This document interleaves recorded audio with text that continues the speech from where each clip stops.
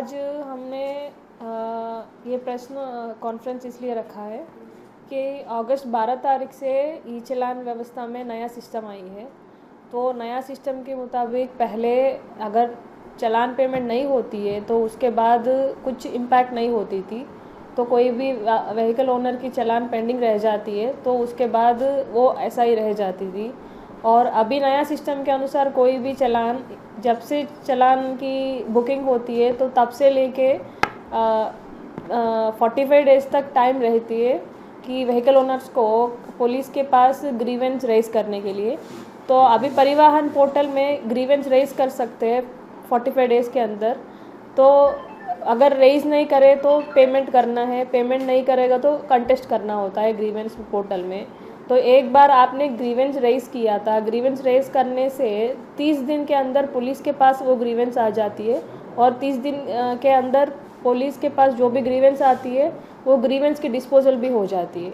तो अभी 75 डेज़ हो गई है, तो 75 डेज़ के एंड तक व्हीकल ओनर्स को पता चलता है कि ये जो ग्रीवेंस व्हीकल ओनर ने जो रेज किया है तो उसमें सही चालान आपकी ऊपर बुक हुई है कि नहीं वो पता चलेगा।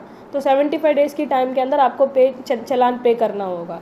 वो 75 डेज़ के बाद भी आपने चालान नहीं पे किया होता तो परिवहन पोर्टल में कंसर्न जो जिसकी लगत व्हीकल नंबर के ऊपर चालान होती है तो वो उस चालान व्हीकल नंबर की लगत लाइसेंसिंग सर्विसेज और रजिस्ट्रेशन सर्विस बंद किया जाएगा। तो ये नया सिस्टम है। तो दूसरी ये भी है कि अगर आप ग्रीवेंस रेज कर रहे हो तो पुलिस के पास ग्रीवेंस अगर रेज करे तो 30 दिन के अंदर पुलिस आपकी ग्रीवेंस को सॉल्व करेगी।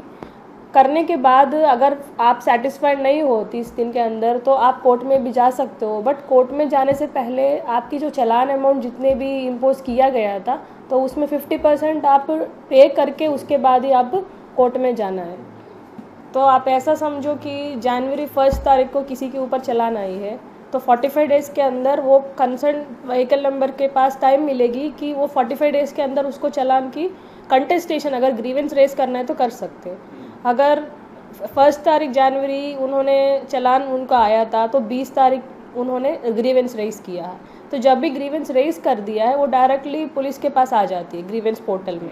तो हमारी तरफ से क्या होती है, हमारी तरफ से हमने ऐसा सिस्टम बनाया है, हर एक जिला में एक ग्रीवेंस नोडल ऑफिसर रहेंगे और उनके नीचे ग्रीवेंस रिड्रेसल ऑफिसर रहेंगे। तो ग्रीवेंस नोडल ऑफिसर की रोल है सुपरवाइजिंग रोल, तो ग्रीवेंस रिड्रेसिंग ऑफिसर की रोल है कंसर्न जो भी ग्रीवेंस राइज किया गया है उसको सॉल्व करना है। फॉर एग्जांपल आप में से किसी भी ऐसा बोल सकते हैं कि उस टाइम जो चालान जब इम्पोज हुई थी उस टाइम मैं नहीं था, कोई और था वो गाड़ी में, तो ऐसा आपने ग्रीवेंस राइज किया था, वो ग्रीवेंस आएगी पुलिस के पास। तो पुलिस चेक करेगी आपके पास क्या क्या डॉक्यूमेंट्स आप सपोर्टिंग के लिए दिया है, तो आप किसी और की प्रेजेंस को कैसे एस्टैब्लिश कर सकते हो और आप नहीं हो, ऐसा आपकी तरफ से डॉक्यूमेंटेशन जब आप ग्रीवेंस रेज करते हो उसी टाइम आपसे मांगा जाता है। तो ये ग्रीवेंस आप व्हीकल ओनर की तरफ से ग्रीवेंस रेज करने के लिए भी एक तरीका है। तो हमारी तरफ से जो आएगा उससे पहले व्हीकल ओनर को भी एक समझना है कि परिवहन पोर्टल में ही पहले चालान पे करने के लिए एक ऑप्शन होता था, अभी एडिशनल ऑप्शन आई थी ग्रीवेंस के लिए।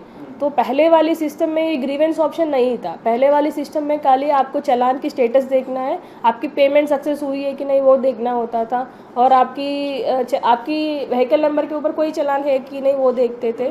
पेमेंट की ऑप्शन होती थी, ग्रीवेंस की ऑप्शन नहीं होती थी। तो नेक्स्ट जनरेशन चालान में आपको ग्रीवेंस की ऑप्शन आई थी, तो ग्रीवेंस रेज करना है तो ग्रीवेंस में जाना पड़ेगा और उसके बाद आपको व्हीकल नंबर या चालान नंबर डालना है और साथ में सपोर्टिंग डॉक्यूमेंट्स देनी पड़ेगी।